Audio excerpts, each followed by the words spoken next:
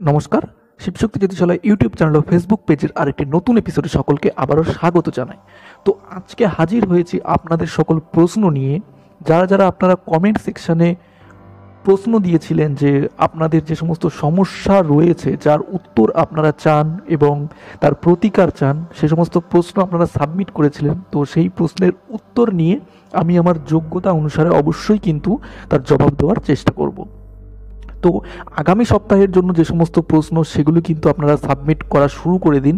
আর সবার প্রথমে বলে নেব যে প্রত্যেকের প্রশ্ন তো নেওয়া সম্ভব নয়। তার মধ্যে কিছু ব্যক্তিরা আছেন যারা আপনার ডেট অফ বার্থ, সময় সব তো দিয়েছেন কিন্তু কোনো প্রশ্ন দেননি। আমি বলেছিলাম যে একটি প্রশ্ন দেবেন, তো যারা প্রশ্ন দেননি তাদেরটা কি করে উত্তর দেব? তাই যারা প্রশ্ন দিয়েছেন এবং চ্যানেলের সঙ্গে জুড়ে আছেন বা প্রথমেই যখন পোস্ট করা হয়েছিল তখনই আপনারা কোয়েশ্চেন সাবমিট করেছিলেন, সেগুলো কিন্তু অবশ্যই নেওয়া হয়েছে এবং বলাই বাহুল্য সবারটা সম্ভব নয়। তো যাদেরটা বাদ রয়ে গেছে তারা কিন্তু আবার সাবমিট করুন। অবশ্যই কিন্তু আগামী যে এপিসোডগুলো হবে সেগুলোতে কিন্তু আপনাদের প্রশ্নগুলো নেওয়া হবে এবং আপনার প্রশ্নটা যেন নেওয়া হয় সেটার চান্সটা বেশি করার জন্য অবশ্যই কিন্তু আমার প্রতিটা ভিডিও দেখুন এবং সেগুলো লাইক করুন, শেয়ার করুন। অবশ্যই কিন্তু সেগুলো কিন্তু তাড়াতাড়ি নেওয়া হবে। যারা ভিডিওগুলো দেখবে, লাইক করবে, শেয়ার করবে এবং কমেন্ট করবে, তাদের প্রশ্নগুলোই কিন্তু সবার আগে নেওয়া হবে। তো বলে দিলাম কি করে কি করতে হবে। আপনারা সেই অনুযায়ী কিন্তু আগামী এপিসোডের জন্য প্রশ্ন দেওয়া শুরু করুন এবং যে ভিডিওগুলো আমাদের চ্যানেলে রয়েছে সেগুলো দেখুন এবং অবশ্যই কমেন্ট ও শেয়ার করুন এবং আপনার মতামত অবশ্যই জানাবেন।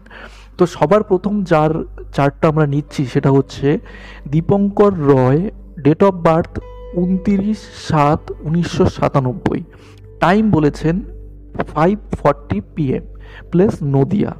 তো প্রশ্নটা ওনার হচ্ছে ম্যারেজ লাইফ কেমন হবে, সমস্যা থাকলে তার উপায় বলবেন। তো সবার প্রথম বলে রাখি, আপনি এখানে হচ্ছেন মকর লগ্ন, বৃষভ রাশির, কৃষ্ণ একাদশীর মঙ্গলবারে আপনার জন্ম। এইটুকু বলে নেওয়ার কারণ আপনি যেন মিলিয়ে নিতে পারেন যদি টাইমে কোনো রকম কোনো সমস্যা হয়ে যায় বা আমাদের দ্বারা এই টাইপে কোনো সমস্যা হয়। তো এটির জন্য কিন্তু এখানে বলে দেওয়া হচ্ছে আপনি এটি ম্যাচ করে নিতে পারেন। তো এখানে প্রশ্ন যেহেতু বিবাহ নিয়ে, তাই কিন্তু এখানে অবশ্যই সপ্তম পতির অবস্থা দেখতে হবে আর সপ্তম ভাবস্থ গ্রহ ও সেই সাথে শুক্র ও বৃহস্পতিকেও কিন্তু দেখতে হবে। আপনার ক্ষেত্রে কিন্তু সপ্তম পতি যেটা হচ্ছে চন্দ্র, সেটি কিন্তু পঞ্চম ভাবে উচ্চস্থ অবস্থায় রয়েছে বৃষভ রাশিতে, কিন্তু তা সত্ত্বেও সেটি কেমদ্রুম যোগে রয়েছে এবং শনির দ্বারাও দৃষ্ট আছে। যদিও এখানে বৃহস্পতির দৃষ্টির জন্য যে কেমদ্রুম যে যোগটি সেটি ভাঙছে, কিন্তু এই বিষয়ে আমি একটি ভিডিও তৈরি করব যে কোনো যোগ তৈরি হলে সেটির যে যে ভঙ্গ হয় যোগগুলো, সেগুলোর কতটা এফেক্ট থাকে। তো এখানে এটি আলোচনা করছি না। তো এখানে আমি বলছি কেমদ্রুম যোগ যদিও বৃহস্পতির দৃষ্টির জন্য ভাঙছে, তবুও কিন্তু গুরু এখানে বিবাহের কারক গ্রহ হিসাবে নিচস্থ অবস্থায় কিন্তু মকর রাশিতে আপনার, অর্থাৎ আপনার লগ্নে মকর রাশিতে রয়েছে এবং বক্রী অবস্থায় রয়েছে, সেই সাথে কিন্তু লগ্নপতি শনির সাথে পরিবর্তন যোগও সৃষ্টি করেছে। তো এই হলো আপনার যে বিবাহ সম্বন্ধিত যে গ্রহগুলো তার অবস্থা। সেই সাথে কিন্তু শুক্র আপনার অষ্টমে রয়েছে বুধ এবং রাহুর সাথে। তো আসছে সেই বিষয়ে। তো অগ্নিতত্ত্বের গ্রহ রবি কিন্তু এখানে আপনার জল তত্ত্বে সপ্তমভাবে আপনার রয়েছে। এই সমস্ত বিচারে কিন্তু বলা যায় যে আপনার বিবাহ কিন্তু একটু দেরিতে হবে।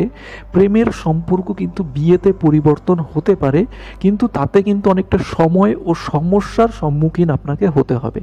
বিবাহের পরবর্তী জীবন সেটিতে কিন্তু উঁচু নিচুর মধ্যে দিয়েই যাবে, অর্থাৎ যেটা আপনি বিবাহের আগে, বিবাহ হতে যে সমস্যাটা আপনার ফেস করতে হচ্ছে সেটি কিন্তু ততটা থাকবে না। কিন্তু তবুও যেহেতু শুক্র অষ্টমে বুধ ও রাহুর সঙ্গে রয়েছে, সেখানে কিন্তু একটি সমস্যা কিন্তু দেখা দিতে পারে এবং যদি আপনি বিবাহ বহির্ভূত সম্পর্কে জড়িয়ে যান সেরকম চান্সও কিন্তু এখানে রয়েছে। তো সেগুলো থেকে কিন্তু অবশ্যই দূরে থাকুন। আপনি প্রতিকার হিসেবে শুক্র আর বৃহস্পতিকে আপনি বলবান করুন, তার উপর দৃষ্টি দিন। অবশ্যই কিন্তু শুক্রকে বলবান করার জন্য অবশ্যই নারীদের সম্মান করুন। এর থেকে কিন্তু বড় প্রতিকার কিছু হতে পারে না। বিবাহ যোগ কিন্তু বর্তমানে আপনার চলছে। নবগ্রহ কবচ ও প্রজাপতির ভাবে বৃহস্পতির সাথে রয়েছে। অষ্টমপতির দ্বাদশ ভাবে যাওয়া কিছু ক্ষেত্রে কিন্তু ভালো ফল দিলেও আপনার চাকরির ক্ষেত্রে কিছু সমস্যার সৃষ্টি এখানে করতে পারে। চাকরি পেতে আপনাকে অনেক কষ্ট করতে হবে, পাশাপাশি কাজের ক্রেডিট পেতেও কিন্তু সমস্যার এখানে সৃষ্টি হবে। এরকম হবে আপনি কোনো কাজ করছেন, তার যে মূল ক্রেডিট সেটি অন্য কেউ নিয়ে নিল। তো এই ধরনের সমস্যা কিন্তু আপনার কিন্তু ফেস করতে হবে, তার জন্য কিন্তু আপনি নিজেকে কিন্তু তৈরি করুন। অবশ্যই প্রতিনিয়ত কর্ম বা কর্মস্থান বদলিরও কিন্তু এখানে সম্ভাবনা রয়েছে। যদি আপনি দেখুন, যত যাই হোক না কেন, আপনার যদি চেষ্টা থাকে সমস্ত কিছুই সম্ভব। তাহলে জ্যোতিষ কেন? জ্যোতিষ হচ্ছে কোন জিনিসটা আপনার চেষ্টার মাধ্যমে তাড়াতাড়ি হবে আর কোন জিনিসটা আপনার চেষ্টা ছাড়া হয়ে যাবে। অনেকের কি হচ্ছে, যেদিকেই যাচ্ছে সেদিকেই কিন্তু সব প্রবলেম সলভ হয়ে যাচ্ছে, খুব তাড়াতাড়ি তার সমস্যা মিটে যাচ্ছে, আর কারোর হচ্ছে কি যাই করতে যাচ্ছে তাতেই কোনো সমস্যা সৃষ্টি হচ্ছে। তো এখানে কিন্তু চাকরির ক্ষেত্রে কিন্তু কিছু সমস্যা সৃষ্টি করলেও চান্স রয়েছে হয়ে যাওয়ার, কিন্তু সেটাকে আমি খুবই ক্ষীণ চান্স বলবো। আর যদিও হয়ে যাওয়ার পরেও কিন্তু আপনার কর্মস্থান বদলির সম্ভাবনা রয়েছে। চাকরি সমস্যা থেকে মুক্তির জন্য কিন্তু প্রতিদিন আপনি সূর্য প্রণামের পাশাপাশি রবিবার দিন আদিত্য হৃদয় স্তোত্রমের পাঠ করুন, তাহলে কিন্তু অবশ্যই লাভবান হবেন। নেক্সট কমেন্ট হচ্ছে সৌপ্তিক। আপনার ডেট অফ বার্থ এখানে দিয়েছেন 17 জুলাই 1988, সময় 17:53 অর্থাৎ বিকেল 5:53, প্লেস কলকাতা। কোশ্চেন করেছেন 2 বছর হচ্ছে জবলেস, জব কবে হবে? আপনি আপনার ছক দেখে যেটা বোঝা যাচ্ছে, ধনু লগ্ন ও সিংহ রাশিতে আপনার শুক্লপক্ষের চতুর্থী তিথিতে আপনি জন্মগ্রহণ করেছেন এবং রবিবারে আপনার জন্ম হয়েছে। লগ্নপতি বৃহস্পতি কিন্তু আপনার ষষ্ঠভাবে আর নবমপতি রবি অষ্টমভাবে অবস্থান করছেন 1 ডিগ্রিতে। লগ্নপতির ষষ্ঠে যাওয়া কিন্তু এটি কিন্তু সব থেকে বড় একটি দুর্যোগ, তারপরেও সেটি হচ্ছে বৃহস্পতি।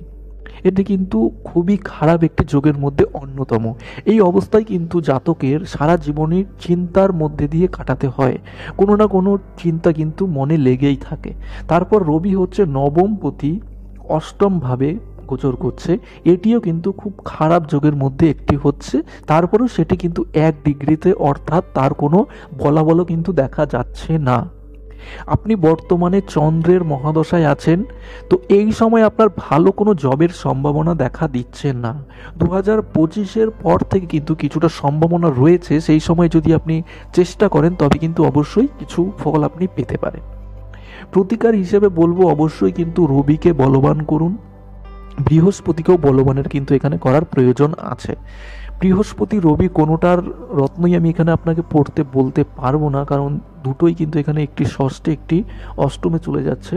তো আপনি বৃহস্পতির রুদ্রাক্ষ ধারণ করতে পারেন। আর রবিকে বলবান করার জন্য অবশ্যই প্রতিদিন সূর্য প্রণাম করুন, রবিবার দিন আদিত্য হৃদয় স্তোত্রমের পাঠ করুন সূর্যোদয়ের পাশাপাশি। তো আশা করি আপনি ভালো ফল পাবেন। সেই সাথে কিন্তু যেহেতু একাধিক গ্রহ আপনার বিপক্ষে রয়েছে, তার জন্য অবশ্যই কিন্তু নবগ্রহ কবচের ধারণ করুন। নবগ্রহ কবচ ধারণে কিন্তু গ্রহদের যে কুপ্রভাব সেটি কিন্তু ধীরে ধীরে কমতে থাকে। এবং এই জিনিসটিও দেখা যাচ্ছে যে আপনার বিভিন্ন কাজে কিন্তু বাধা এসে থাকে। তো চাকরির ক্ষেত্রেও কিন্তু আমার মনে হচ্ছে না খুব সহজে আপনি চাকরি পেয়েছিলেন বলে। তো গণেশজিরও যদি আপনি আরাধনা করতে থাকেন, সেখানেও কিন্তু আপনার প্রতিকার কিন্তু অনেকটাই কিন্তু সমস্যার কিন্তু হয়ে যাবে। রবির এখানে যেহেতু 1 ডিগ্রিতে রয়েছে, অষ্টম স্থানে থাকার জন্য আমি কোনো পাথর বলতে পারছি না, তো সেটি আপনাকে কিন্তু সেই সূর্য প্রণামের মাধ্যমেই কিন্তু তার সমাধান করতে হবে। আর মাতা মাতঙ্গীর কিন্তু আরাধনা আপনি করতে পারেন, তাহলে কিন্তু রবি এখানে বল পাবে এবং রবি কিন্তু আপনাকে ভালো ফল দেবে। তো অবশ্যই এই প্রয়োগগুলো করুন, এর ফলে কিন্তু ভালো শুভ ফল আপনি আপনার জীবনে পাবেন। আর যাদের ছক এখানে নেওয়া সম্ভব হলো না, তারা কিন্তু চেষ্টা করুন অন্যান্য ভিডিওর কমেন্টগুলোতে আপনারা কমেন্ট করুন, আপনাদের প্রশ্ন রাখুন। যারা বেশি পরিমাণে চ্যানেলের সঙ্গে জুড়ে থাকবে তাদের প্রশ্নগুলোই কিন্তু সবার আগে নেওয়া হবে। তাই সমস্ত ভিডিওতে কমেন্ট করুন এবং শেয়ার করুন, লাইক করুন, আমাদের সঙ্গে জুড়ে থাকুন। অবশ্যই কিন্তু প্রত্যেকেরই প্রশ্নের উত্তর দেওয়ার চেষ্টা আমরা করব। প্রতি সপ্তাহে এরকম এপিসোড নিয়ে আসবো। আজকে এপিসোডটা ছোট হয়ে গেল, ধীরে ধীরে কিন্তু আপনারা যেরকমভাবে জুড়তে থাকবেন এবং সাবস্ক্রাইবার বাড়তে থাকবে, তখন কিন্তু এপিসোড আরও লম্বা হবে। এপিসোড লম্বা করার জন্য প্রশ্ন যেন বেশি নিতে পারি, তার জন্য আপনারা কিন্তু চ্যানেলটিকে শেয়ার করুন এবং সাবস্ক্রাইবার গেইন করুন। এটা আপনাদের দায়িত্ব এবং আপনাদের তার ফলস্বরূপ কি আমরা কিন্তু এরকমভাবে আপনাদের প্রশ্নের উত্তর দেওয়ার চেষ্টা করব। আর যারা আপনারা প্রাইভেট রিডিং করাতে চাইছেন, তারা কিন্তু হোয়াটসঅ্যাপে যোগাযোগ করতে পারেন। আমাদের মাধ্যমে কিন্তু আপনারা আপনাদের সমস্যার প্রতিকার আপনারা পেতে পারেন আমাদের কাছ থেকে। তো আশা করি এপিসোডটি ভালো লেগেছে। দেখা হবে আরেকটি নতুন এপিসোডে, ততক্ষণ ভালো থাকবেন। নমস্কার।